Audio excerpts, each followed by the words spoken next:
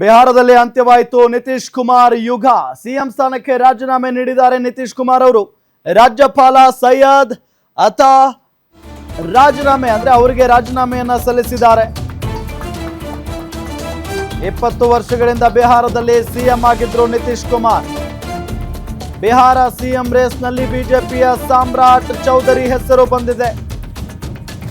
ಇದೇ ಮೊದಲ ಬಾರಿಗೆ ಬಿಹಾರದಲ್ಲಿ ಬಿಜೆಪಿ ಸಿಎಂ ಆಯ್ಕೆಯಾಗ್ತಾ ಇರೋದು. ಸಂಜೆ 4 ಗಂಟೆಗೆ ಬಿಹಾರದ ನೂತನ ಸಿಎಂ ಆಯ್ಕೆಯಾಗ್ತಾರೆ. ನಿತೀಶ್ ಕುಮಾರ್ ಪುತ್ರನಿಗೆ ಡಿಸಿಎಂ ಸ್ಥಾನ ನೀಡಲಾಗುತ್ತೆ ಅಂತ ಹೇಳಲಾಗ್ತಾ ಇತ್ತು. ಬಟ್ ಡಿಸಿಎಂ ಸ್ಥಾನ ಇಲ್ಲ ಅವರಿಗೆ ಅಂತ ಹೇಳಲಾಗ್ತಾ ಇದೆ.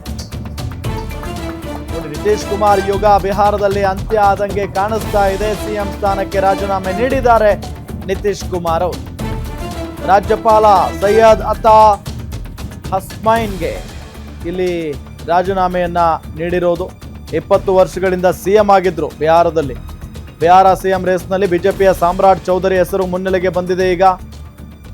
ಸೊ ಇದೇ ಮೊದಲ ಬಾರಿಗೆ ಅಕಸ್ಮಾತ್ ಬಿಜೆಪಿ ಅಭ್ಯರ್ಥಿ ಅಥವಾ ಬಿಜೆಪಿಯ ನಾಯಕ ಸಿಎಂ ಆಗಿಬಿಟ್ರೆ ಇದೇ ಮೊದಲ ಬಾರಿಗೆ ಬಿಹಾರದಲ್ಲಿ ಬಿಜೆಪಿ ಸಿಎಂ ಆಯ್ಕೆ ಆಗುತ್ತೆ. ಸಂಜೆ 4 ಗಂಟೆ ಬಿಹಾರದ ನೂತನ ಸಿಎಂ ಆಯ್ಕೆ ಆಗ್ತಾರೆ. ಸಂಜೆ 4 ಗಂಟೆಗೆ ಅಂದ್ರೆ ಇನ್ನೇನು ತುಂಬಾ ಟೈಮ್ ಇಲ್ಲ, ಕೆಲವೇ ಕ್ಷಣಗಳಲ್ಲಿ ನೂತನ ಸಿಎಂ ಆಯ್ಕೆ ಆಗುತ್ತೆ. ನಿತೀಶ್ ಕುಮಾರ್ ಪುತ್ರನಿಗೆ ಡಿಸಿಎಂ ಸ್ಥಾನ ಇಲ್ಲ ಅಂತ ಕೂಡ ಹೇಳಲಾಗ್ತಾ ಇದೆ. ನಿತೀಶ್ ಕುಮಾರ್ ಪುತ್ರ ಅವರ ವರ್ತನೆ ಅದು ಯಾಕೋ ಏನೋ ಒಂಥರ ಸೋಷಿಯಲ್ ಮೀಡಿಯಾದಲ್ಲೆಲ್ಲ ಸಿಕ್ಕಾಪಟ್ಟೆ ಚರ್ಚೆ ಆಯ್ತಪ್ಪ.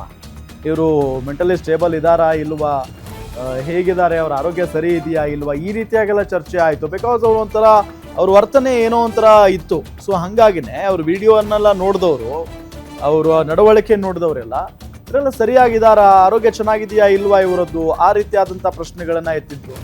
ಸೊ ಹಾಗಾಗಿ ಅವ್ರಿಗೆ ಡಿಸಿಎಂ ಸ್ಥಾನನೂ ಸಿಗಲ್ವಂತೆ.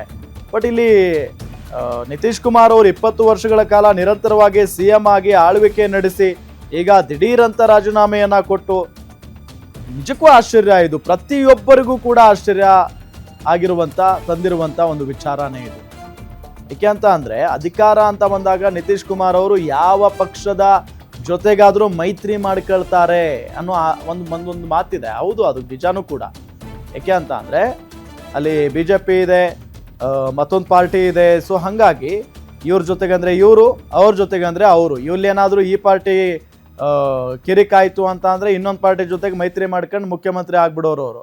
ಸೊ ಹಂಗಾಗಿ 20 ವರ್ಷಗಳ ಕಾಲ ನಿರಂತರವಾಗಿ ಮುಖ್ಯಮಂತ್ರಿ ಆಗಿ ಆಳ್ವಿಕೆಯನ್ನ ನಡೆಸಿದಂತ ಒಬ್ಬ ನಾಯಕ ನಿತೀಶ್ ಕುಮಾರ್ ಅವರು ಈಗ ಏಕಾಏಕಿಯಾಗಿ ತಮ್ಮ ಸ್ಥಾನಕ್ಕೆ ರಾಜೀನಾಮೆಯನ್ನ ಕೊಟ್ಟಿದ್ದಾರೆ. ಈಗ ಅವ್ರ ಸ್ಥಾನಕ್ಕೆ ಬಿಜೆಪಿಯಿಂದ ಒಂದು ಹೆಸರು ಕೇಳಿ ಬರ್ತಾ ಇದೆ, ಸಾಮ್ರಾಟ್ ಚೌಧರಿ ಅಂತ ಹೇಳಿ.